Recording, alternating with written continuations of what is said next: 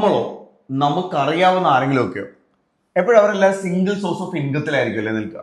ഈ single source of ഇൻകത്തിൽ നിന്ന് തന്നെയായിരിക്കും അവരുടെ എക്സ്പെൻസും സേവിങ്സും എല്ലാ കാര്യങ്ങളും പോകും. അപ്പൊ എക്സ്പെൻസ് നോക്കുവാണെങ്കിൽ ഒരു മന്ത്ലി എക്സ്പെൻസ്, ഫുഡ് എക്സ്പെൻസ്, ഡ്രസ്സിന്റെ പർച്ചേസ്, എഡ്യൂക്കേഷൻ, കുട്ടികളുടെ education, entertainment, EMIs, then car and home loans, credit കാർഡുകൾ, hospital expense, then rent.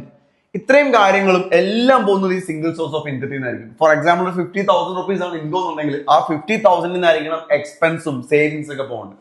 So അങ്ങനെയാണെങ്കിൽ നിങ്ങളുടെ സേവിങ്സ് എന്താണ്?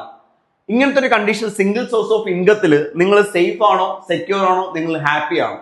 ഇതിനൊരു സൊല്യൂഷൻ എന്താന്ന് ചോദിച്ചു കഴിഞ്ഞാൽ ഞാൻ ഫിനാൻഷ്യൽ അഡ്വൈസോ ഒന്നും അല്ല തരുന്നത്. ബട്ട് കോമൺ ആയിട്ടുള്ള ഒരു നോളജ് ആണ്. നമ്മൾക്ക് ഒരു എക്സ്ട്രാ ഇൻകം നമ്മൾ കണ്ടെത്തിയേ മതിയാവും. ഈ എക്സ്ട്രാ ഇൻകം വന്നു കഴിഞ്ഞാൽ തീർച്ചയായിട്ടും ഈ ഒരു ഇൻകത്തിനോടൊപ്പം ഒരു എക്സ്ട്രാ ഇൻകം ആകുമ്പോൾ ഇതിൽ കുറെ കാര്യങ്ങൾ നമ്മൾ ഈസി ആയിട്ട് ഹാൻഡിൽ ചെയ്യാൻ പറ്റും. എന്നാൽ അതുകൂടാതെ ഈ എക്സ്ട്രാ ഇൻകം ഉണ്ടെങ്കിൽ നമുക്ക് സേവിങ്സിലേക്ക് പോകാനും പറ്റും.